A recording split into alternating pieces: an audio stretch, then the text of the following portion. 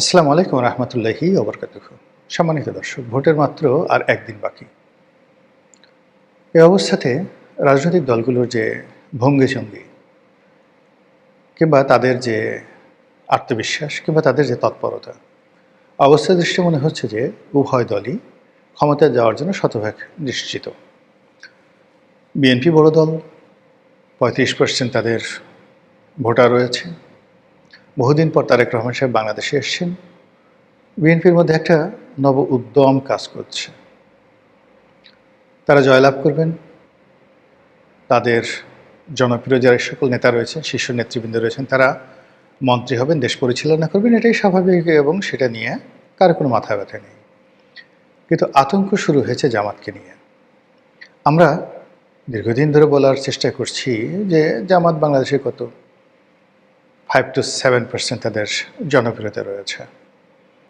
একটা সময় যখন আমি নয়া দিগন্তে লিখতাম, তো তখন প্রায় আমি মাঝে মধ্যে বলতাম যে জামাতের হয়তো জনপ্রিয়তা 10% to 12%। বিশ্বাস করেন, বিএনপি এবং আওয়ামী লীগের যারা লোকজন রয়েছেন তারা গালাগালি করতে করতে আমার জান শেষ করে দিয়েছে। আবার এখন যখন আমি বলছি যে 5 থেকে 7%, তখন জামাতের লোক আবার গালাগালি করছেন, যে যারা ভদ্র, দীর্ঘদিন ধরে আমাকে ভালো জানেন, তারা খুব বিনয়ের সঙ্গে বলছেন যে রনি ভাই, আপনি জানেন না জামাত এখন কম করে হলে 30% তাদের জনপ্রিয়তা রয়েছে, আপনি আসল খবর রাখেন না।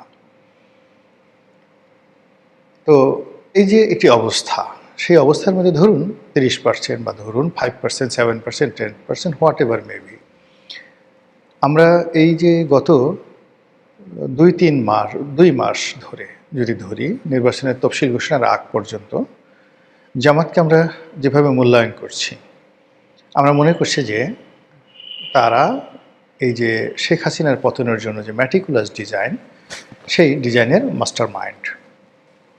আমরা মনে করেছি যে ডক্টর মোহাম্মদ ইউনূসের পেছনে থেকে তাকে যারা চালাচ্ছেন তারা জামাত। আমরা মনে প্রাণে বিশ্বাস করি এবং বিশ্বাস করেছি, এখানে এনসিপি, ইনকলাব মঞ্চ থেকে শুরু করে অন্য যে সকল প্রতিষ্ঠানের নাম আমরা শুনতে পেয়েছি বা পাচ্ছি, এগুলো মূলত জামাতের A team, B team, C team, এবং এটা এখন প্রমাণিত। আমরা দেখেছি যে ডক্টর মোহাম্মদ ইউনূসের কোনো একটা অনুষ্ঠানের লোক দরকার, এনসিপির অনুষ্ঠানের লোক দরকার, সব জায়গাতে যে সমস্ত লোকজন সাপ্লাই দেওয়া হয়েছে সব জামাতের লোক। আমরা দেখেছি ক্যাবিনেট সচিব, সংস্থাপন সচিব, বড় বড় ডিসি, গুরুত্বপূর্ণ বিভাগীয় কমিশনার, সচিবালয়ের বড় কর্তা, বিভিন্ন বিশ্ববিদ্যালয়ের ভাইস চ্যান্সেলর থেকে শুরু করে একেবারে সর্বশেষ বিশ্ববিদ্যালয়ের ছাত্র সংসদে জামায়াত ইসলামীর ছাত্র সংগঠন ইসলামী ছাত্র শিবিরের নিরঙ্কুশ বিজয় আমাদেরকে এই দলটি সম্পর্কে রীতিমতো আতঙ্কগ্রস্ত করে তুলেছে। এখন আমাদের মধ্যে ভয় হলো এই দল সব পারে, দে ক্যান ডু এভরিথিং।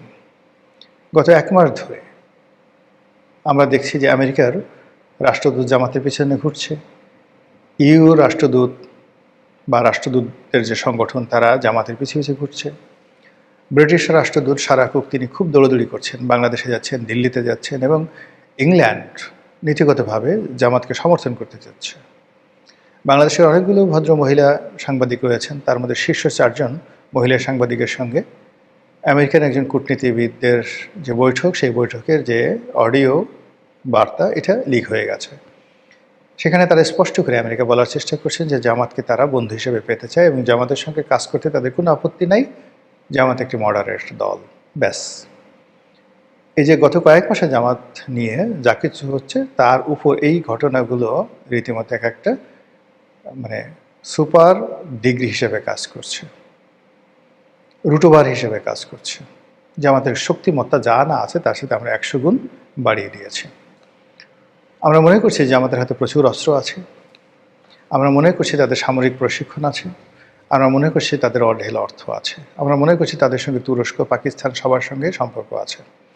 আমরা মনে করছি তারা যেভাবে একটি ম্যাটিকুলাস ডিজাইন করে গুপ্ত সুপ্ত হয়ে আওয়ামী লীগের মধ্যে যেভাবে তারা লুকিয়েছিলেন, আওয়ামী লীগের বাপও টের পায়নি, মাও টের পাননি, এবং আওয়ামী লীগে ধীরে ধীরে ধীরে ধীরে একেবারে ক্যান্সারের মতো, ক্যান্সার যেভাবে মানে একটা মানুষের শরীরে সব কিছু চুষে খায়, ঠিক সেইভাবে আওয়ামী লীগকে একেবারে ফানুস বানিয়ে ছেড়ে দিয়েছে। এবং আওয়ামী লীগের পরবর্তী যে পতন হয়েছে, আওয়ামী লীগ এটা ঢোক চিপার সময় পাননি। নির্বাচনের শেষ 7টি দিনে জামাত যে পারঙ্গমতা দেখিয়েছে, যে শক্তিমত্তা দেখিয়েছে, যে কৌশল দেখিয়েছে, এবং যেভাবে আন্দোলনকে তাদের অনুকূলে রেখেছে, এবং যেভাবে প্রতিটি রাষ্ট্রীয় বাহিনীকে হতোদ্যম করে ছেড়ে দিয়েছে। শেখ হাসিনার পুলিশ সাদ্দাম হোসেনের রিপাবলিকান গার্ডের চাইতেও শক্তিশালী হয়ে পড়েছিল। শেখ হাসিনার একজন মানে বেনজির, একজন আজিজ, একজন হারুন, একজন বিপ্লব, একজন হাবিব, মানে এরা এক একজনে ইজ্জত ইব্রাহিম টু দি পাওয়ার 9। আপনারা কি জানেন ইজ্জত ইব্রাহিম কে ছিলেন? ইজ্জত ইব্রাহিম ছিলেন সাদ্দাম হোসেনের সৎ ভাই। তো তার একজন বিখ্যাত জেনারেল, তার 2জন লোকে ইরাকের লোক খুব ভয় পেত, ইজ্জত ইব্রাহিমকে, আর একজন হলো কেমিক্যাল আলী, ইরাকের কুর্দিদের উপর যিনি গ্যাস চার্জ করে হাজার হাজার কুর্দিকে মেরে ফেলেছিলেন। তো তদ্রূপ পুলিশ বাহিনীর মধ্যে এরকম ইজ্জত ইব্রাহিম, কেমিক্যাল আলী তৈরি করেছিলেন শেখ হাসিনা, এবং তার ধারণা ছিল যে যে কোনো পরিবেশ পরিস্থিতি মোকাবেলা করার জন্য তার পুলিশ বাহিনী যথেষ্ট। সারা বাংলাদেশ বিট্রে করবে, কিন্তু পুলিশ কখনো তার সাথে বিট্রে করবে না। পুলিশ চেষ্টা করেছিল, শেষ পর্যন্ত তারা চেষ্টা করেছে, সেই পুলিশকে এমন প্যাদানি দেওয়া হয়েছে, পুলিশকে মেরে লাশ ফাঁসির মানে মধ্যযুগে যেভাবে প্রতিপক্ষের লাশ টানিয়ে রাখা হতো জনবহুল এলাকাতে, একইভাবে পুলিশের লাশ যেভাবে ঝুলছিল সেই সায়দাবাদে, বাংলাদেশ পুলিশ যতদিন থাকবে এটা তারা ভুলতে পারবে না। এই কাজ কারা করেছে?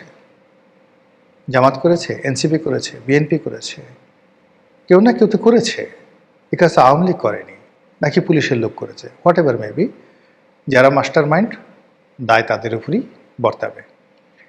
এরপর ধরুন থানাগুলো যেভাবে পোড়ানো হয়েছে, যেভাবে অস্ত্রগুলো লুট করা হয়েছে, যেভাবে একটার পর একটা সরকারি অফিসগুলোতে আগুন লাগিয়ে দেওয়া হয়েছে, যেভাবে আওয়ামী লীগের লোকজনদের মনে রীতিমতো মৃত্যু ভয় জাগিয়ে দেওয়া হয়েছে, তারা শুধুমাত্র সীমান্ত পাড়ি দেওয়ার জন্য পাগল হয়ে গেছে। অনেক বড় বড় আওয়ামী লীগ নেতা তারা কাণ্ডজ্ঞান হারিয়ে পাহাড় অতিক্রম করতে গিয়ে হার্ট অ্যাটাক করে মারা গেছেন। বেশের মধ্যে শামসুদ্দিন চৌধুরী মানিকের মতো মানুষ এতটা ভীত সন্ত্রস্ত হয়ে পড়েছিলেন যে তিনি সীমান্ত পাড়ি দিতে গিয়ে ধরা পড়ে সে কী কাণ্ড, তার বিশি ঠিসি সব ফাটিয়ে ফেলা হয়েছে, লাথি দিয়ে পুরো তার অন্ডকোষ ফাটিয়ে ফেলা হয়েছে, তাকে একেবারে মানে যাকে বলা হয় রাস্তার ফকিরের মতো একটা কলাপাতার উপর তাকে শুয়ে রাখা হয়েছে সেই সময়টিতে। তো এই যে কাজগুলো হয়েছে, যারাই করেছেন, প্রথম কয়েকদিন বিএনপি বলার চেষ্টা করেছে আমরা করেছি, তারপরে ছোট ছোট রাজনৈতিক দল তারা বলার চেষ্টা করেছে আমরা করেছি, জামাতও বলার চেষ্টা করেছে আমরা করেছি, আমরা ম্যাটিকুলাস ডিজাইন করেছি, এনসিপি বলার চেষ্টা করেছে। কিন্তু এখন পরিস্থিতি এমন অবস্থা হয়ে গেছে, কেউ আর এখন ম্যাটিকুলাস ডিজাইনের অধিকর্তা হতে চাচ্ছেন না, কেউ আর এখন মানে সেই মাস্টার মাইন্ড হতে চাচ্ছে না। কিন্তু ঘটনা তো ঘটে গেছে, সিরিয়াস ঘটনা ঘটে গেছে। এবং আপনি জানেন যে রাষ্ট্রে যখন কোনো একটা ঘটনা ঘটে, রাষ্ট্রযন্ত্রে কোনো একটা ঘটনা ঘটে, ওটার প্রতিশোধ 100 বছর পরে হলেও সেটি নেওয়া হয়। বাংলাদেশে যা কিছু হয়েছে, কড়ায় গন্ডায় প্রত্যেকটি জিনিস এটির প্রতিশোধ নেওয়া হবে। আওয়ামী লীগ যে ভুলগুলো করেছিল, অন্যায়গুলো করেছিল, গুণাগুলো করেছিল, আপনি দেখেন সেগুলো কড়াই গন্ডায় তাকে পরিশোধ করতে হচ্ছে। বিএনপি যে ভুলগুলো করেছিল 2001 থেকে 2006, সেই ভুলের দায় তাদেরকে এখন নিতে হচ্ছে। এখনও তাদেরকে আন্তর্জাতিক টাইম ম্যাগাজিনে খাম্বা তারেক হিসেবে তাদেরকে অভিহিত করা হচ্ছে, তাদেরকে চাঁদাবাজ, তাদেরকে মানে গ্যাং চাঁদাবাজ, মানে এত সব বাজে বাজে শব্দ তাদের সম্পর্কে ব্যবহার করা হচ্ছে। এর অর্থ যে রাজনীতিতে প্রতিশোধ পরায়ণতা খুব বেশি, এবং এটা এমন একটা সেক্টর যেখানে কেউ কাউকে ক্ষমা করে না। সেই অর্থে সেই 2024 সনের জুলাই মাস থেকে আজ পর্যন্ত যা কিছুই বাংলায় ঘটেছে, প্রত্যেকটা জিনিস সেই ফিরে আসবে। আর সেই ফিরে আসাকে প্রলম্বিত করার জন্য যারা এই বিপ্লবের মাস্টার মাইন্ড যারা জড়িয়ে পড়েছেন, তারা নানা রকম কৌশল করছেন। এখন একজনের দায় আর একজনের উপর চাপানোর চেষ্টা করছেন, নিজেরা সাধু হওয়ার চেষ্টা করছেন। এই কৌশলে সবচেয়ে এগিয়ে আছেন যারা, তাদের মধ্যে জামাত প্রধানতম। এনিওয়ে, জামাতের যে অবস্থা, সেই অবস্থাতে সেই দল ক্ষমতায় আসবে বা 10টা আসনে জয়লাভ করবে, এটা আমাদের যারা রাজনৈতিক বিশ্লেষক তারা কখনো মনে করতেন না। এখনো পর্যন্ত অনেকে মনে করে জামাত ভালো মতো নির্বাচন করে 2টো সিটও পাবে না। কিন্তু যে আতঙ্ক সারা বাংলার মানুষকে তাড়া করছে যে জামাত ক্ষমতায় চলে আসবে, কীভাবে আসবে? ম্যাটিকুলার ডিজাইন করে আসবে। যেভাবে আওয়ামী লীগকে তারা মানে তাড়িয়েছে, যেভাবে আওয়ামী লীগের পতন ঘটিয়েছে, যেভাবে তারা কোর্ট কাছারি অফিস আদালত থেকে শুরু করে সব জায়গাতে গত 17 মাসে তারা দাপট দেখিয়েছে, যেভাবে তারা ডক্টর মোহাম্মদ ইউনূসকে পরিচালিত করেছে, একইভাবে তারা নির্বাচন পরিচালনা করবে। আর আপনি যদি যুক্তির বিচারে এই জিনিসগুলো মূল্যায়ন করেন, তাহলে আপনাকে তো অবিশ্বাস করার কোনো রিজন নাই, আপনাকে বিশ্বাস করতে হবে। তো সেই দিক থেকে জামাত যদি বিজয়ী হয়, তাহলে কে হবেন প্রধানমন্ত্রী, কে হবেন মন্ত্রী, কে হবেন অর্থমন্ত্রী, কে হবেন প্রেসিডেন্ট, এগুলো নিয়ে নিঃসন্দেহে আপনার কৌতূহল থাকতে পারে। কিন্তু আমি নিশ্চিত যে আমাদের যারা কর্তা ব্যক্তি তারা তাদের মজলিসের শুরা থেকে শুরু করে অন্যান্য জায়গাতে এই বিষয়গুলি তারা খোলামেলা আলোচনা করে রেখেছে। এবং যেহেতু তারা একটি রেজিমেন্টেড ওয়েল প্ল্যান্ড রাজনৈতিক দল, কাজেই তারা প্রতিটি বিষয় আলাপ আলোচনা করে কার জন্য কোন শেরওয়ানি লাগবে, কার জন্য কী ধরনের সুরমা লাগবে, কার জন্য কী ধরনের পোশাক পরিচ্ছদ লাগবে, কেমন গাড়ি লাগবে, কে কোন মন্ত্রণালয়ে বসবেন ইত্যাদি বিষয়গুলো তারা কিন্তু অনেক আগেই সিলেক্ট করে রেখেছেন। এখন যদি প্রকৃতি অনুকূলে থাকে, তারা যে বিশ্বাস করে সেই বিশ্বাসের জায়গাটা যদি পরিপূর্ণতা হয়, তাহলে বাংলাদেশে হয়তো আপনার আগামীতে যে জামাতের সরকার দেখবেন, সেটা দেখে যদি আপনারা টাসকি খান, আশ্চর্য হয়ে পড়েন, চিৎপটাং হন, এবং আমি নিজেও যদি হয়ে যাই, আশ্চর্য হওয়ার কিছুই থাকবে না। আসসালামু আলাইকুম রহমতুল্লাহি ওয়া বারাকাতুহু।